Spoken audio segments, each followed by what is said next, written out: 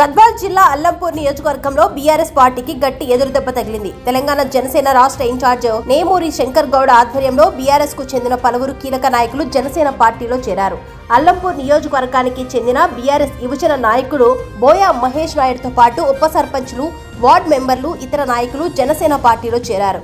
శంకర్ గౌడ్ వాళ్ళందరికీ జనసేన కండువాలు కప్పి పార్టీలోకి సాదరంగా ఆహ్వానించారు.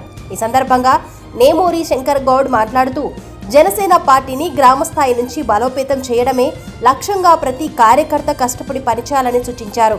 ప్రజా సమస్యలపై పోరాడే పార్టీగా జనసేన నిలుస్తుందని, యువతకు న్యాయం చేసే రాజకీయ వేదిక ఇదేనని ఆయన తెలిపారు. తెలంగాణ రాష్ట్రంపై పవన్ కళ్యాణ్ కు ప్రత్యేకమైన అభిమానం ఉందని తెలిపారు. తెలంగాణ జనసేన కార్యకర్తల అభిప్రాయాలు, సూచనల మేరకు మరియు పవన్ కళ్యాణ్ ఆదేశాల ప్రకారం తెలంగాణలో జనసేన పార్టీ ఎన్నికల్లో పోటీ చేస్తుందని కూడా స్పష్టం చేశారు.